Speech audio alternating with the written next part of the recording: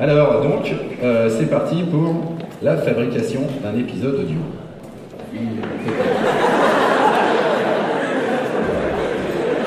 Qu'est-ce qui se passe? Voilà. Exactement. Alors, je vais remettre mon... Non, je vais utiliser ces micros-là. Voilà, très bien. Peut-être. Hop. Alors, comment on fait pour faire l'épisode? Alors, déjà, on commence par écrire. Alors, je vais vous lire un petit texte. Là, on a fait un épisode qui n'existe pas. C'est un truc très court. C'est cas concret, séquence d'insultes entre le nain et l'elfe. Alors, je vous lis le texte et puis après, on va vous passer de l'audio, ce qui représente les diverses étapes de la réalisation. Donc, alors, nain, va crever, Poufias. Elfe, je t'emmerde, Pecno. Nain, allez, dégage. Et là, une annotation dit « Le nain frappe l'elfe ». Aïe. L'elfe se venge. Prends ça. L'elfe frappe le nain. Le nain dit « Aïe ». Et ensuite, il se rend compte que c'est ridicule, donc il dit « Même pas mal ». Le ranger dit « Eh, je vais vous calmer, moi ». Donc là, bon, forcément, il est un peu plus nerveux, mais la magicienne dit « Allez, une bonne boule de feu ». Le nain fait « Oh non ».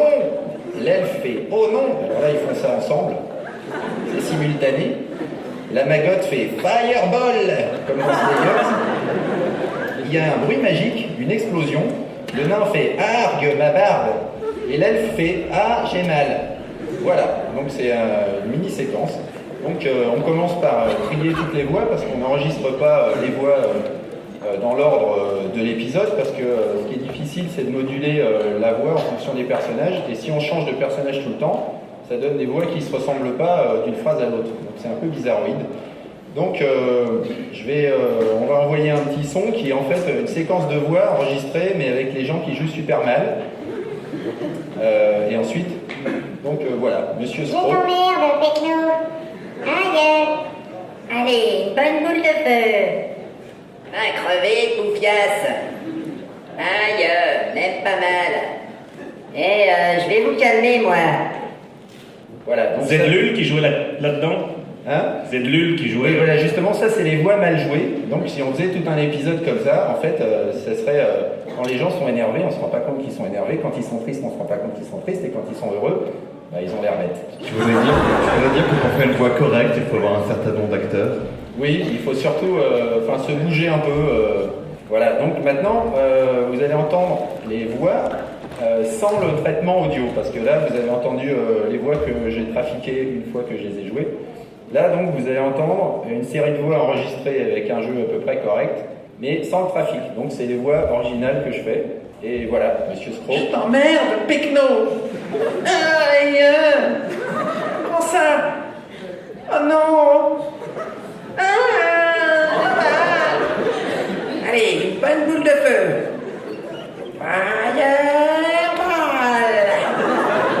Va crever, Poufias. Allez, dégage. Aïe, même pas mal. Oh non. Ah, ma barbe. Je vais vous calmer, moi. Voilà. La question que tout le monde se pose à ce point-là, c'est pourquoi tu les trafiques, c'est plus drôle comme ça en fait. En fait, c'est là qu'on se rend compte que vous reconnaissez quand même les personnages, mais en fait, ce serait beaucoup plus difficile si je devais vraiment tout moduler moi-même. Donc il y a un petit traitement en plus. La prochaine étape, donc vous avez vu, c'est complètement dans le désordre parce qu'on enregistre les personnages les uns après les autres dans l'ordre presque alphabétique. Et maintenant, donc une série de voix la même enregistrée avec les filtres. Je t'emmerde, Pecno. Aïe. Prends ça. Oh non. J'ai mal. Allez, une bonne boule de feu.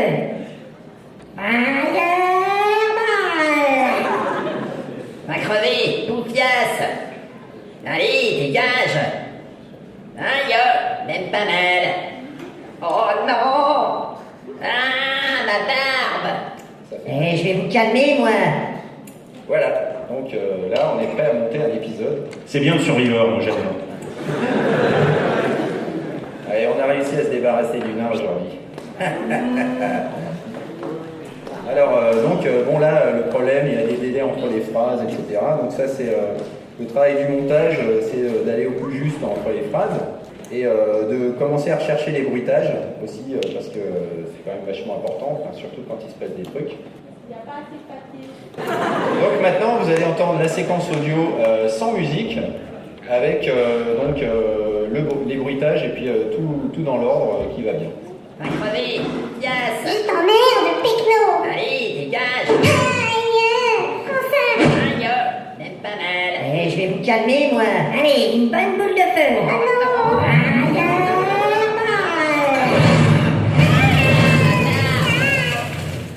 Voilà, alors, il n'y a pas la musique. Et donc là, je vais vous faire une démonstration de quand on met la musique qui ne va pas avec. Ça fait tout bizarre. Donc la prochaine séquence. Va crever, Poufias. Pecno. Allez, dégage. Aïe, enfin.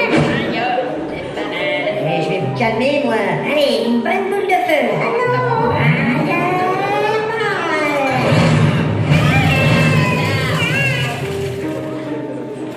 Voilà, c'est triste. La musique est très importante, donc voilà, c'est ça, ce sera la démonstration du jour. Alors, la dernière séquence, donc, c'est le montage avec des vraies musiques comme j'utilise d'habitude. Va crever, Poufias. je t'emmerde, Pecno. Allez, dégage. Aïe, enfin. Aïe, même pas mal. Je vais vous calmer, moi. Allez, une bonne boule de feu. Ah non. Aïe,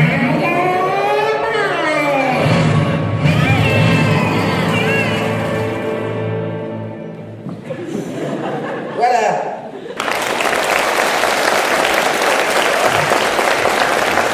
Donc, c'est à peu près tout pour le sujet, parce que je ne pense pas avoir grand-chose de plus à expliquer pour la fabrication des épisodes. Merci, je vais donc vous expliquer maintenant rapidement la perception des couleurs chez les gobelins.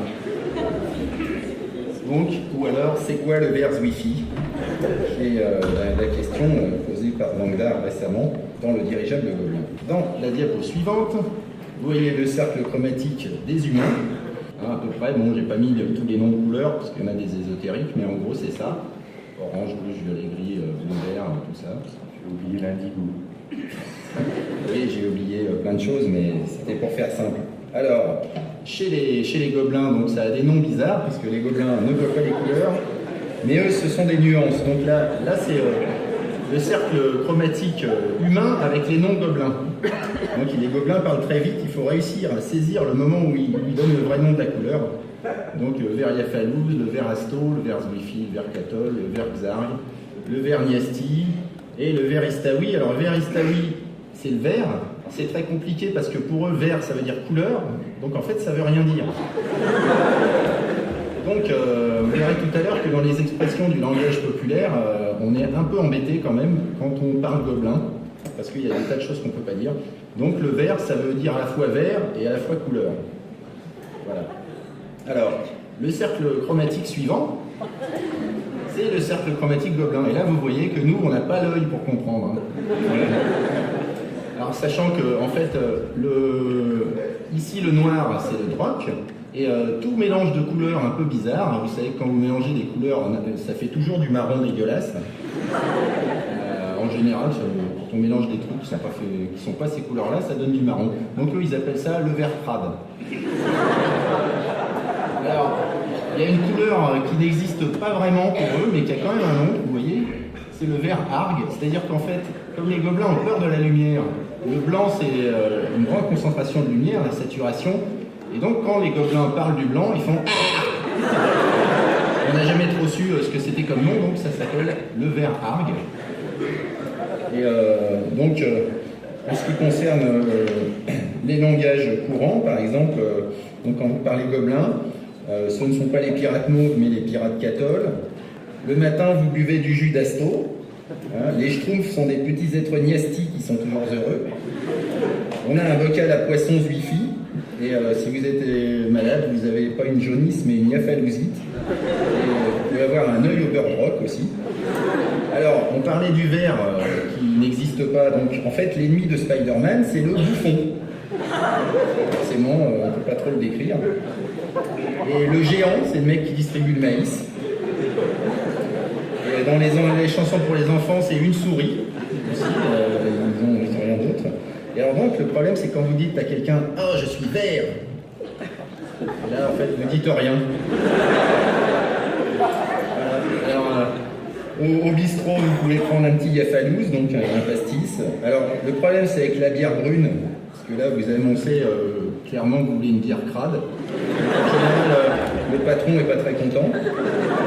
Alors, en jardinage, ça n'intéresse pas du tout les gobelins, ils s'en foutent. Et vous pouvez avoir des catholettes, donc des violettes. En astronomie, vous avez Mars, qui est la planète Zwifi. Nous, on est sur la planète Niesti. Alors, dans les expressions aussi des militaires, vous avez le Niesti-bit, qui est donc le nouveau. Et dans Matrix, vous prenez la pilule Zwifi ou la pilule Niesti aussi. Les informaticiens sont confrontés à des écrans Niesti. Ça arrive. Et puis dans les films, on a... alors, c'est pareil, il y avait la ligne verte, donc c'est la ligne. Et le grand Niesti, c'était le grand bleu. On a aussi Astomécanique. En littérature, on a le Zwifi et le Droc de Stendhal. Le livre Zwifi de Mao Tse-tung, le mystère de la chambre Yafalouz.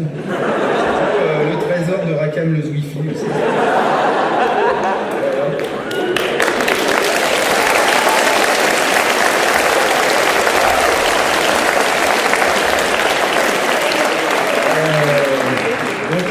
Je vous parlerai juste d'un personnage qui en fait s'appelle Gandalf le Hargue. Et l'expression blanchir l'argent non plus n'existe pas. On dit drugi qui veut dire voler. Je me rappelle très bien, c'était le bruit que ce vieux magicien sale dans Clamoria, il faisait ah. Oui, c'est ça. Alors, conclusion, si on peut avoir la diapo suivante. Conclusion du cursus, ça sert à rien parce qu'un gobelin c'est mieux quand c'est mort.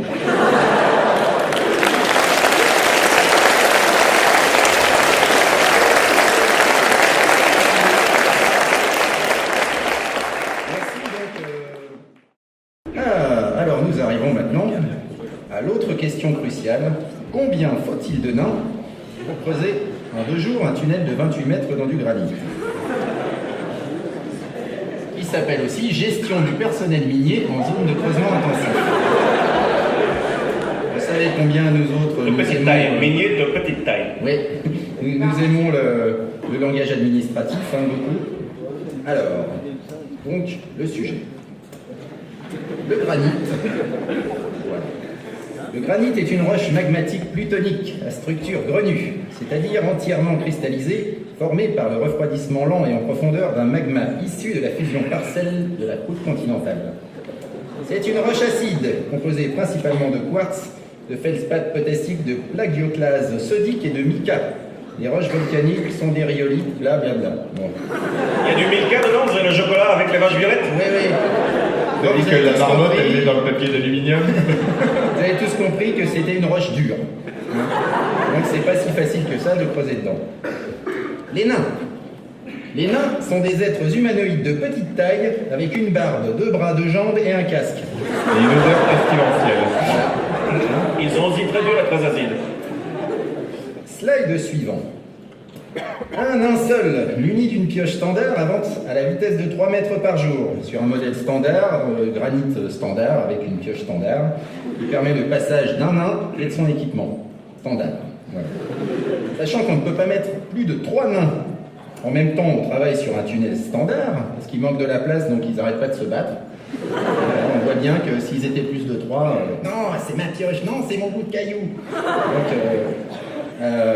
ils arriveraient donc à 9 mètres par jour, soit 18 mètres en 2 jours. Donc c'est pas assez, c'est insuffisant pour atteindre 28 mètres.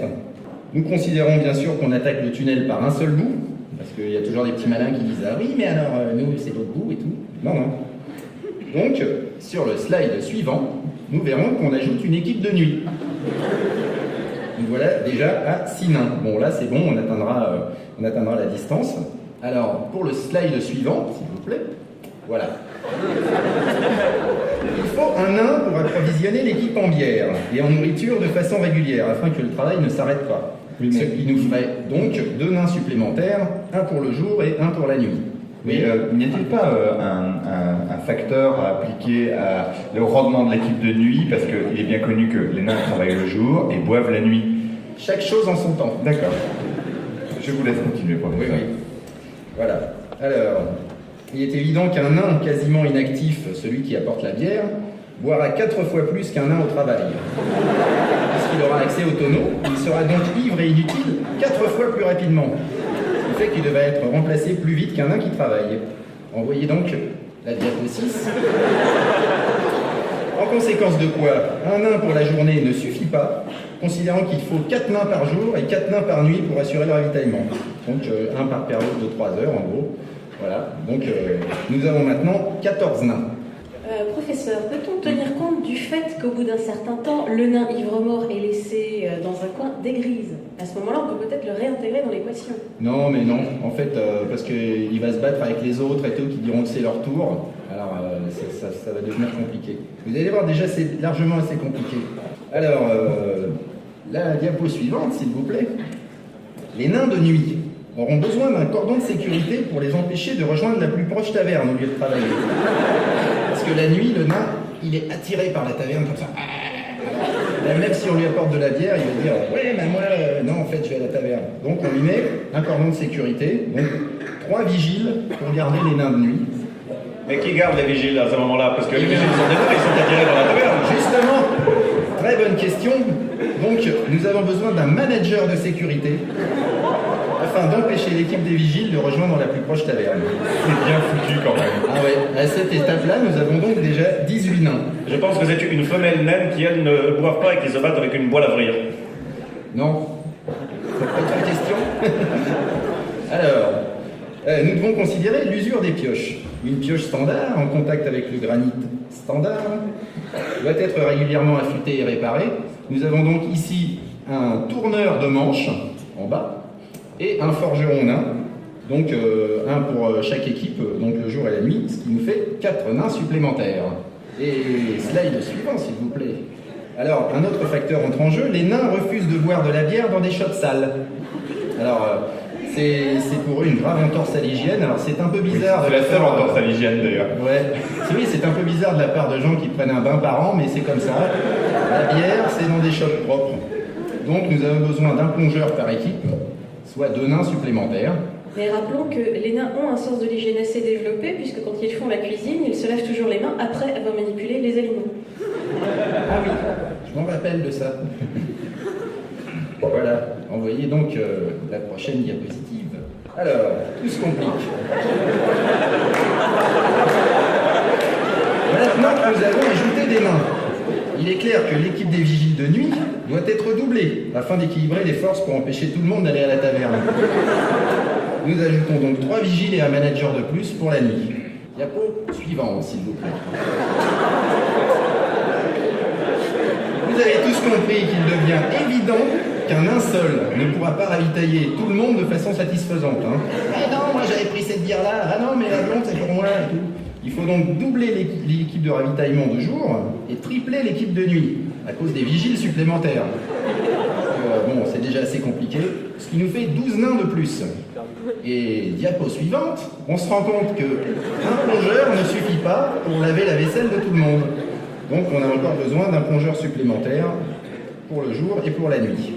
Diapo suivante, voilà. Donc à ce stade-là, nous avions 42 nains. Et on se rend compte que finalement, même avec une meilleure vision nocturne que les humains, les nains, c'est quand même pas les elfes, hein, la vision nocturne. Alors, ce qui se passe, c'est quand ils creusent la nuit, bon, bah, je te fous un coup de pioche dans le pied, je te fous un coup de pioche dans l'œil, puis après, les tunnels, c'est pas carré, quoi. Alors, bon, c'est pas rond non plus, c'est un peu bizarre. Donc, il faut une équipe d'éclairage de chantier, donc des porteurs de lanternes. On ajoute 4 porteurs de lanternes pour l'équipe de nuit. Et, qu'est-ce que je disais d'autre?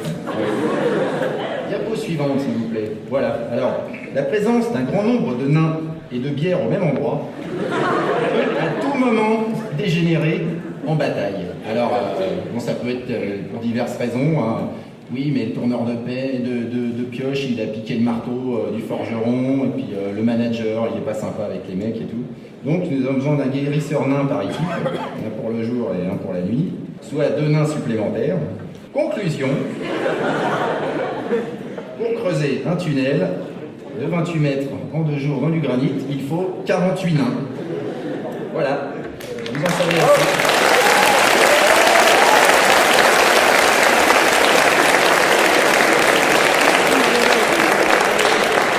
Et vous comprenez pourquoi chez les nains on sait très vite compter, parce que tout est très vite très compliqué. Voilà.